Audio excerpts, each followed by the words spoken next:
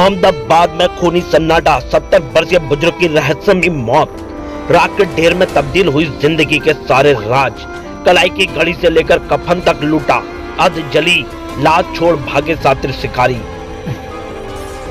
फिरोजाबाद के टोला क्षेत्र का ग्राम मोहम्मदाबाद कल रात एक ऐसी ही दिल दहला देने वाली वारदात का गवाह बना जिसने पूरे इलाके को तंग कर दिया है। जी हाँ दोस्तों, रात का घना अंधेरा, एक तरफ धारदार हथियार का खौफनाक बार और दूसरी तरफ धधकती आग की लपेटें। फिरोजाबाद के टोला क्षेत्र का ग्राम मोहम्मदाबाद कल रात एक ऐसी ही दिल दहला देने वाली वारदात का गवाह बना जिसने पूरे इलाके को सन्न कर दिया है।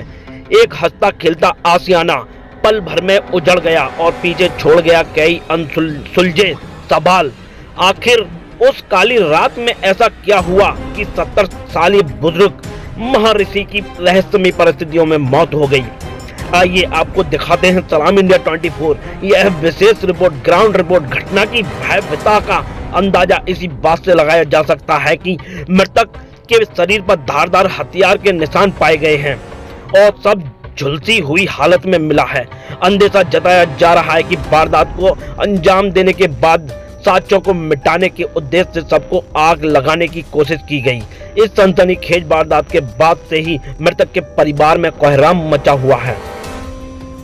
परिजनों का रो रो कर बुरा हाल है और गांव में मातम सन्नाटा पसरा है। इस पूरे मामले में मृतक के बेटों और परिजनों ने कुछ करीबी रिश्तेदारों पर गंभीर आशंका व्यक्त की है। परिजनों का दावा है कि करीब 10 दिन पूर्व पैसों के लेन देन और संपत्ति के विवाद को लेकर कुछ लोगों से उनकी कहासुनी और हाथापाई हुई थी, जिसमें उन्हें कथित तौर पर धमकियां भी दी जा रही थी। मृतक की बुजुर्ग पत्नी रामबती का कहना है कि घटना के बाद से मृतक के पास रखे करीब 60,000 रुपए, सोने की 2 अंगूठियां और घड़ी भी गायब है। हालांकि इन दावों में इतनी सच्चाई है, यह पूरी तरह से पुलिसिया जांच और सबूतों के बाद ही साफ हो पाएगा। वारदात की सूचना मिलते ही पुलिस प्रशासन की टीमें मौके पर पहुंच चुकी हैं। खोजी कुत्तों और फोरेंसिक एक्सपर्ट्स की मदद से घटनास्थल से साक्ष्य जुटाए जा रहे हैं। पुलिस अधिकारियों का कहना है कि सबको पोस्टमार्टम के लिए भेज दिया गया है और परिजनों की तहरीर के आधार पर सभी पहलुओं की बारीकी से जांच की जा रही है। जल्द ही इस रहस्यमय कत्ल के पीछे छिपे चेहरों को बेनकाब कर दिया जाएगा। इस दुखद घड़ी में सलाम इंडिया 24 की टीम पीड़ित परिवार के प्रति अपनी गहरी संवेदना व्यक्त करती है। क्षेत्र की इस बड़ी और निष्पक्ष खबरों को लगातार देखने के लिए और इस मामले से जुड़ी हर अपडेट सबसे पहले पाने के लिए हमारे चैनल को अभी लाइक करें, सब्सक्राइब करें। आपका एक सपोर्ट हमें सच दिखाने की ताकत देता है। फिरोजाबाद से हमारी खास रिपोर्ट नूर बानो के साथ सलाम इंडिया 24। जय हिंद, जय भारत। नाम क्या है आपका? मेरा नाम रश्मि है। और जिनकी डेथ हुई है वो कौन है आपके? मेरे दादाजी थे ब्रह्मसी। अच्छा, दादाजी थे। आप चारों भाई बहन हो? हम चारों भाई। मतलब ये जो मामला हुआ है किस तरीके से हुआ है? ये 10 दिन पहले मेरी नंसार वाले आए थे और मेरे बाबा को धमकी दे रहे थे मारने की, और चाचा को भी और चाची को भी और मेरे पापा को भी। वो बोल रहे थे हम शादी करेंगे। उनका कोई हक नहीं है शादी करने का। हमारे दादाजी जब शादी कर रहे थे फिर भी। अच्छा, किस लिए बोल रहे थे? मतलब ऐसा वो पैसा मांग रहे थे हमारे बाबा जी से। क्या क्या बोल रहे थे उनसे, आपके दादाजी से? बोल रहे थे कि शादी के लिए पैसा दो वरना तुम्हें मार देंगे। अच्छा, ये मारने की धमकी दी थी? हाँ, धमकी दी थी मारने। आपके सामने की बात है? हाँ, हमारे सामने की बात है। किस किसने दी थी धमकी? मामा ने और मामा के लड़के ने। अच्छा, कितने लोग थे? 10-15 लोग थे।